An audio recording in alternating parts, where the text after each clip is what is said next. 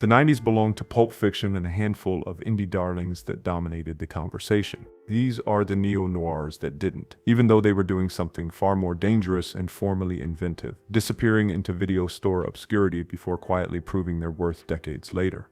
One false move became the film that nearly vanished into straight-to-video purgatory before two legendary critics saved it from oblivion. A trio of violent criminals commits a brutal drug heist in Los Angeles, leaving bodies behind as they flee towards Star City, Arkansas, where local police chief Dale "Hurricane" Dixon desperately wants to prove he can handle big league violence. Director Carl Franklin needed second-unit footage and called in a favor from his Roger Corman days, hiring a cinematographer who was still trying to find his footing in Hollywood. Working for Union Scale at breakneck pace, the cinematographer shot the gritty road sequences that gave the $2.5 million film its signature neo-noir atmosphere, using natural light and handheld cameras to capture the characters' mounting paranoia. When producer Jesse Beaton spent a year entering it into small festivals after studio IRS Media lacked marketing funds, Gene Siskel and Roger Ebert caught a screening and praised it so relentlessly on national television that distributors were shamed into a limited theatrical run. The film grossed roughly $1.5 million, and the cinematographer's work was so impressive that within 1 year he was hired by Steven Spielberg to shoot Schindler's List, eventually winning the Academy Award and becoming one of the most famous in his field.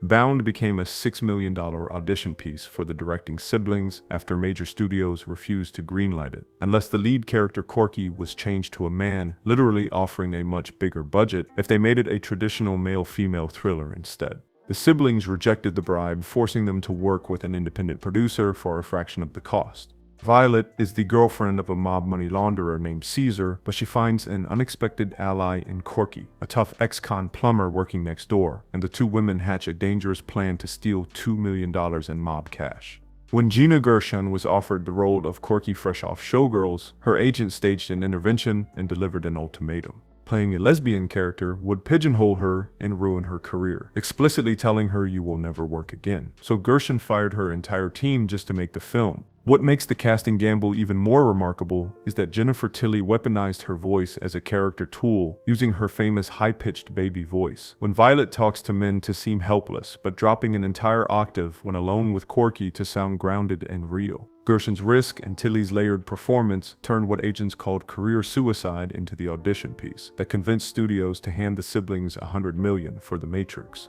Paul Schrader financed the first 3 weeks of Light Sleeper pre-production using his own personal savings after no studio would touch a depressing story about an aging drug dealer. Following Francis Ford Coppola's advice to just start making a movie, and eventually people will believe you're going to make it.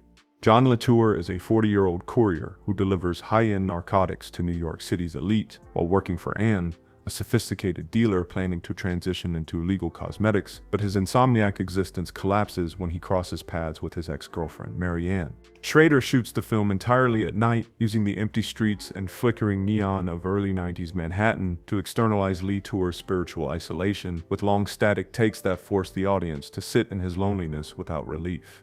During filming, a major lockout in the New York film industry meant big studios weren't shooting projects, which allowed Schrader to hire elite crew members who had just finished The Godfather Part 3 at drastically reduced union scale rates. This $5 million production features a sleek, high-budget look that defies its modest price tag, proving that top-down sacrifice could create something that looked like a studio film, while the meager $1 million box office return demonstrated 90s. Audiences weren't ready for Schrader's meditation on spiritual exhaustion.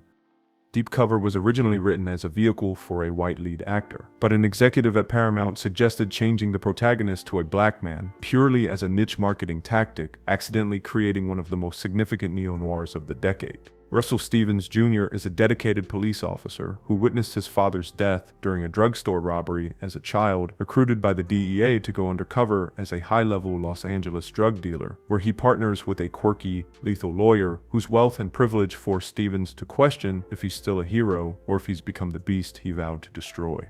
Director Bill Duke weaponizes the contrast between Stevens' disciplined intensity and his partner's absurd upper-class ghoul performance, using tight framing and harsh lighting to show Stevens' psychological fracture as the undercover role begins consuming his identity. What makes the film's legacy remarkable is that its soundtrack single-handedly changed the music industry, as the title track was Dr. Dre's first ever solo release after his split from NWA and introduced the world to Snoop Doggy Dogg. The song became a massive viral hit on MTV, providing the momentum for Dre to launch Death Row Records and release The Chronic, with the film grossing $16 million while the song outlived the theatrical run to become a foundational pillar of West Coast hip-hop.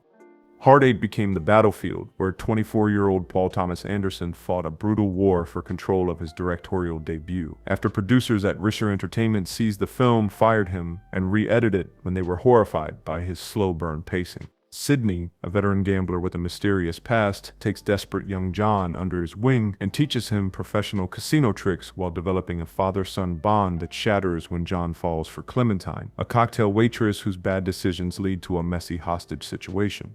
Anderson uses the natural neon and grit of real Reno casinos to create atmosphere without expensive production design, shooting long, static takes that trap Sydney in his guilt-ridden silence, refusing to cut away when characters sit in uncomfortable revelations. Working with a $2 million budget, Anderson employed extreme ingenuity, utilizing a Super 35 film format, which allowed him to use cheaper lenses while achieving wide cinematic scope, squeezing the entire production into a punishing 28-day window. Desperate to save his debut, Anderson used his own credit cards to finish a print and got it into Cannes, where the Prestige finally forced the studio to release his cut. They punitively changed the name to the generic Hard 8 and buried the marketing campaign. But the film launched Philip Baker Hall into a late-career renaissance and proved character actors could anchor major noirs without star power. After Dark, My Sweet opened to a pathetic $244,919 in its first weekend, eventually limping to just $2.7 million against its $6 million budget before Roger Ebert called it a masterpiece and included it in his great movies list. Kevin Kid Collins is an ex-boxer and escaped mental patient drifting through the California desert. When he's picked up by Faye, a widow who convinces the fragile kid to help her, and Uncle Bud kidnap the son of a wealthy local family. Director James Foley uses the oppressive heat of the desert as a visual metaphor for the character's inevitable self-destruction, shooting in harsh natural light that creates bleached-out images where sweat and desperation are constantly visible. Jason Patric remained in a semi-withdrawn state throughout production to maintain the character's profound isolation, creating a sluggish physical rhythm that differentiated the kid from standard thriller protagonists. The production was haunted by the tragic history of its source material's author, Jim Thompson, who had been blacklisted during the McCarthy era and eventually starved himself to death in 1977, never living to see his work reassessed as high art.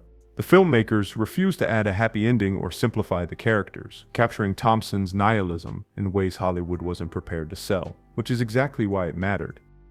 The Grifters began as Martin Scorsese's personal passion project before he handpicked British director Stephen Frears to take the helm, a shocking choice that became a masterclass in translating American grit. Lily Dillon is a veteran con artist who works for a brutal bookie manipulating odds at horse tracks, but her world unravels when she reunites with her estranged son Roy, a small-time grifter just hospitalized after a failed scam, and finds herself in vicious competition with his girlfriend Myra, a high-stakes long con artist.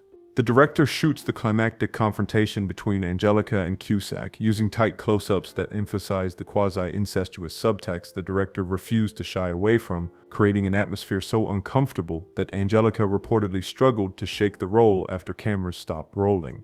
Angelica Houston insisted on a bleached-out look to reflect Lily's cold nature, spending hours in makeup to look older and more weary, earning an Academy Award nomination for Best Actress. When relatively unknown Annette Bening auditioned for the predatory Myra Langtry, Frears was so stunned by her dangerous energy that he hired her on the spot, launching her into superstardom overnight with an Oscar nomination. The $13 million production earned 4 nominations total, proving that even with Scorsese's blessing and prestige talent, nihilistic noir was still a commercial risk in the optimistic early 90s.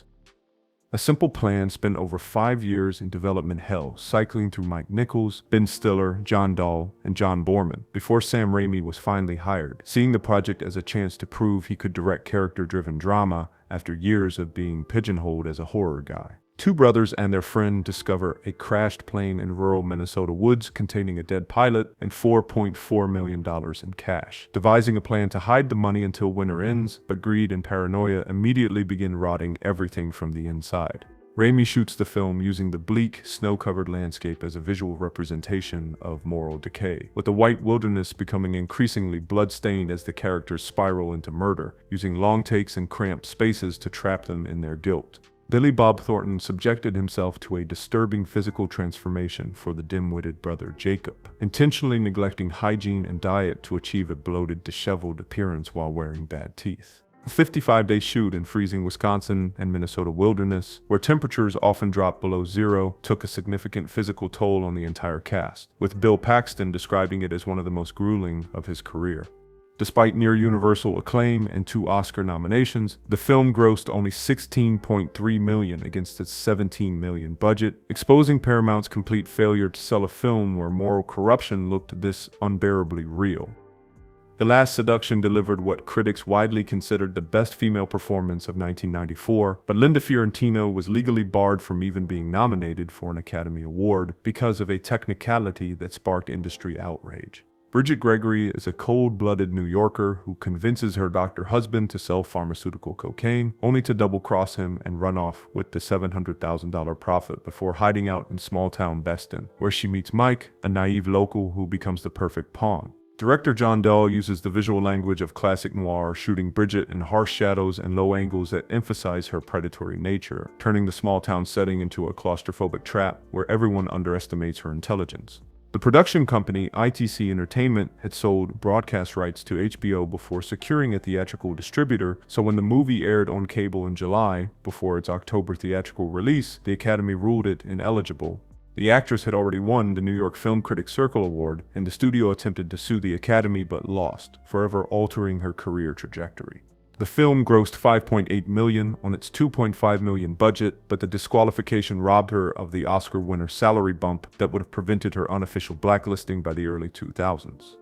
Exotica premiered at the 1994 Cannes Film Festival and exploded into a genuine international bidding war that transformed director Adam Egoyan from a niche cult figure, virtually unknown outside of Canada, into a director of global renown overnight.